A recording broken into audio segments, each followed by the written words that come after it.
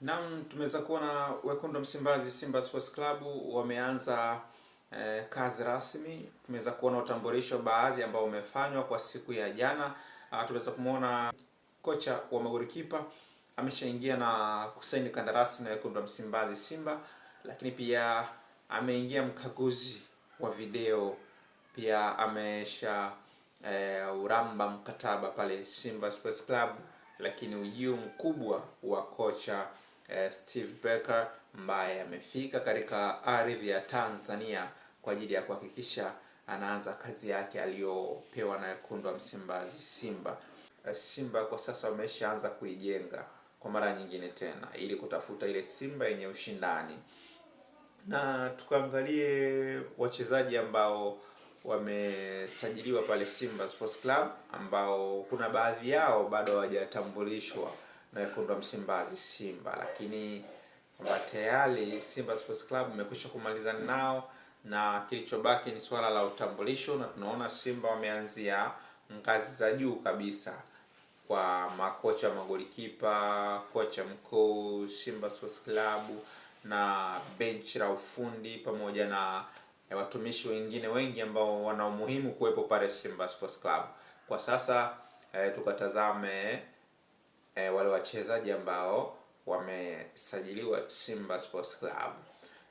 Mchezaji wa kwanza ambaye mwalimu anamhitaji leo kesho, anataka kufanya naye kazi, wa kwanza ni Fawazi ambaye mwalimu pia amefanya naye kazi na anamjua vizuri.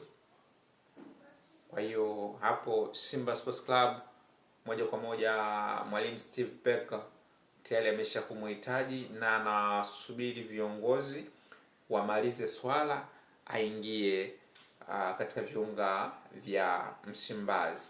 Kulikuwa kuna uhitaji wa Aaron Okello ambaye naweza kusema sio uhitaji wa Steve Barker pekee, alihitajika tangu kipindi cha David pia alihitajika, lakini tunaweza kuona Simba hakufika malengo. Kwa hiyo na sasa Steve Barker pia amemtaka, amemhitaji Aaron Okello, na ni mchezaji ambaye kwa sasa imegeuka lulu, vilabu vingi sana barani Afrika vinahitaji huduma yake kutokana na performance pamoja na umri aliokuwa nao. Anaweza kuisaidia club, na tumeweza kumuona akiperform katika timu yake ya taifa ya Uganda dhidi ya Tanzania. Kuna kitu alikionyesha, so tunaweza tukasema umefika wakati ambao Simba sasa wanataka kuonyesha makali yao, kianzia na kocha mkuu, watumishi wengine na wachezaji. Na leo hii Simba Sports Club kuna mchezaji ambaye anatambulishwa. Ndio nataka kumjua ni nani, anatoka wapi, anacheza nafasi gani pale Simba Sports Club, na ni nani anaondoka kumpisha huyu mchezaji ambaye anatambulishwa siku ya leo. Kikubwa tu nikukumbushe kwa wewe ambaye bado hujasubscribe YouTube channel yako, tafadhali usisahau kusubscribe ili kuendelea kupata taarifa mbalimbali za burudani na michezo.